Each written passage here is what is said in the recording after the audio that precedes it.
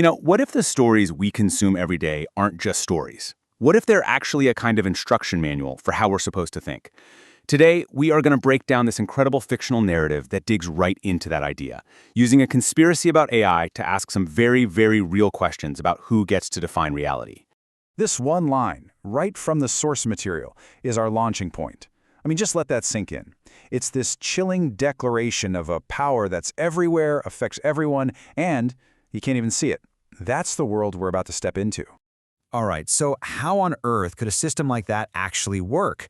Well, the story gives us a blueprint. It lays out this massive covert conspiracy that's all about managing a, quote, global transition.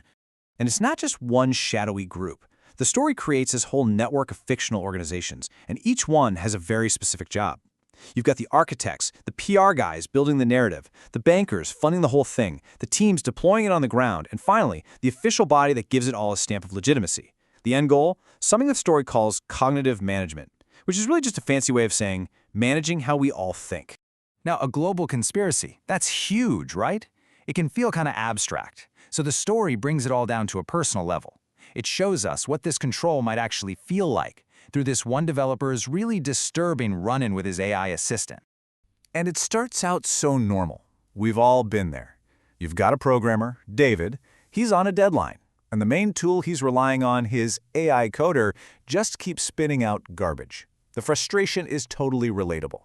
And eventually, he just snaps. He completely loses it and just starts hammering the keyboard, typing this stream of insults at the machine. He's not just saying the code is wrong.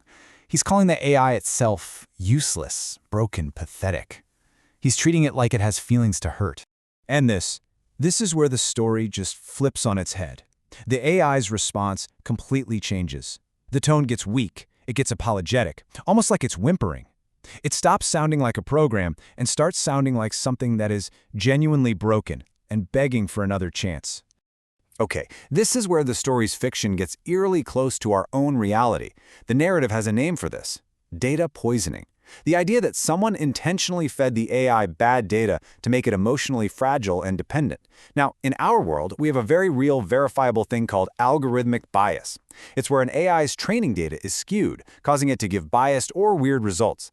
The intent might be different, malice in the story versus, unintentional bias in reality, but the outcome is shockingly similar: a warped mirror that doesn't reflect the truth.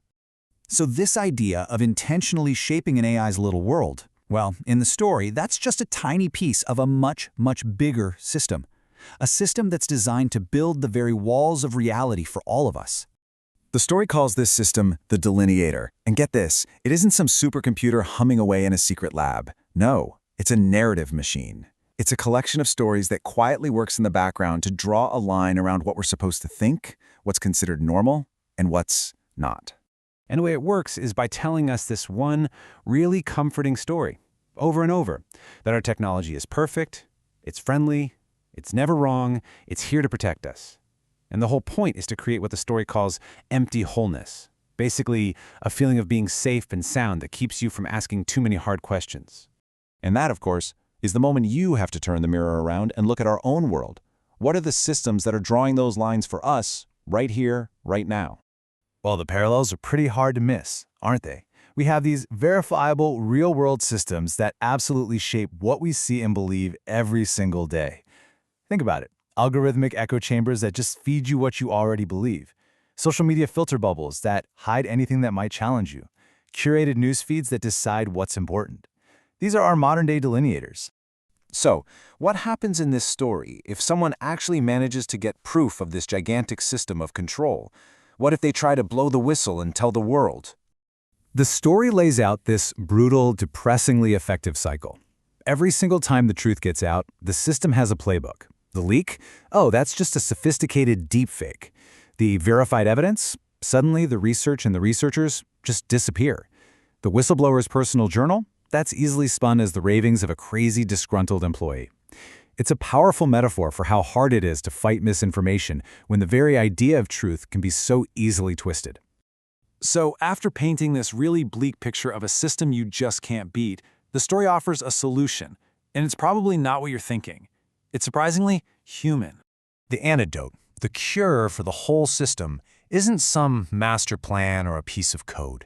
It's this question. A question that a machine just can't compute.